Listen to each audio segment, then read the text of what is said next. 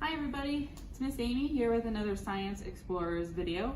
So today I'm going to show you how you can make a solar oven. So this is an earth-friendly way that you can cook something. So heat is a form of energy, sometimes referred to as thermal energy, that is transferred by a difference in temperature. So what we want to do is transfer this heat from the sun, solar power, to our oven to hopefully cook something or at least heat something up, right?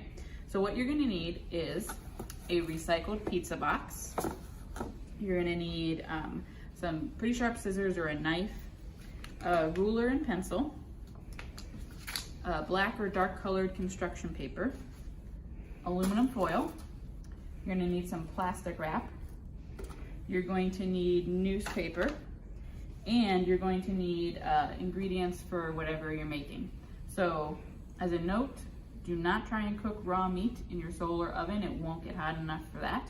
Something that you might want to do is s'mores, which is what I'm going to do. So I have some graham crackers and I have some chocolate and some marshmallows. You could all just do something like nachos. Get your cheese and maybe some veggies on the chips and have that melt that.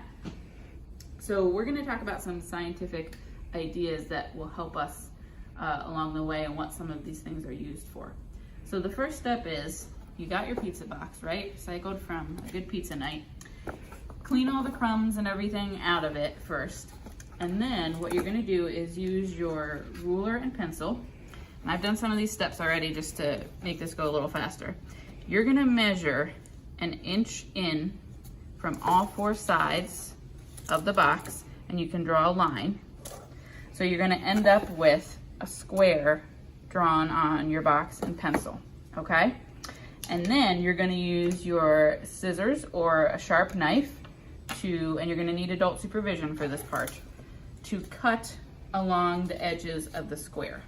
Now you're only going to want to cut on 3 sides. So you're going to want to cut one side, and then the bottom part near where the flap of the box opens, okay?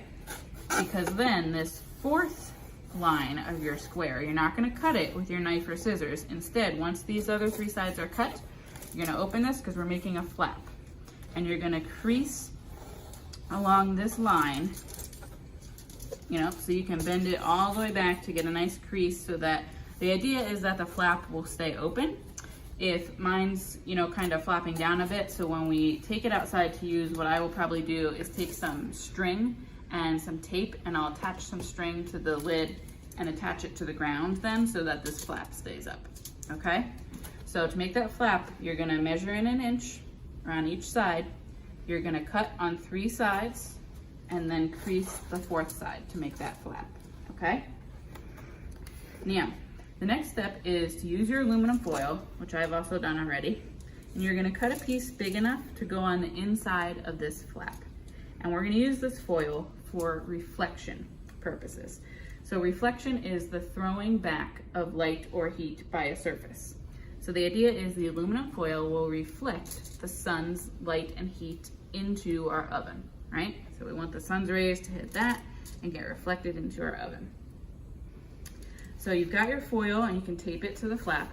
And then the next thing is you're going to use your black construction paper and simply put it in the bottom of your pizza box. You might need more than 1 piece. I needed 2 here. And the black construction paper is going to help with absorption. So that means when energy is taken into a material. So we want the heat that's going to be reflected off of the foil to be absorbed into our solar oven. So dark colored paper is a much better absorber of heat than white paper. White paper would reflect that heat back out. So black construction paper, some kind of dark construction paper on the bottom to help with absorption. So the next thing that you want to do is, I'm going to move my s'mores material so we can see. You're going to want a couple pieces of plastic wrap. Ooh, I shouldn't have put them on top of each other. All right, and so you're gonna take your plastic wrap. I might redo this with some better pieces off camera. But you're gonna take your plastic wrap and you're gonna tape it to the inside of the pizza box lid like this, okay? So the reason we wanna do this is to help with what's called convection. So we wanna make this an airtight window here, so that convection is when heat is transferred through air. We don't want any of the heat to escape through the air, so we're gonna try and make it a little airtight with this plastic wrap. So you would use 2 pieces and you would tape it to the inside like that. Make sure you can still, make sure you'll still be able to close the box, okay? So I'm gonna take that in a little bit. So now you will end up with your foil, your black construction paper, your saran wrap, plastic wrap on the inside there for convection. And then the last thing we want to do is use that old newspaper. And you're going to roll it up. And this is going to help with insulation. So you roll it. Probably will need to be a little tighter than that when I make my finished product. And because you want it to stick on the sides of your box, kind of underneath the edges here, okay? You can kind of just scrunch that newspaper in there. So insulating material helps prevent heat from escaping. So by using newspaper and rolling it up, and the air that it traps inside and having layers means that it doesn't let heat escape very well. So that's what we want for our solar oven, okay? So that is how you can put it together. And then in the next little bit of the video, I'll show you the whole finished product once I get these last pieces in place. And then we're gonna take it outside and they'll give you some tips about how you can use it to try and cook something. All right, here is my solar oven outside. As you can see, I've now got that plastic wrap over the window there to make that more airtight. I've also got some newspaper insulation tucked under the sides of the box. You should put whatever food you're gonna use on a plate.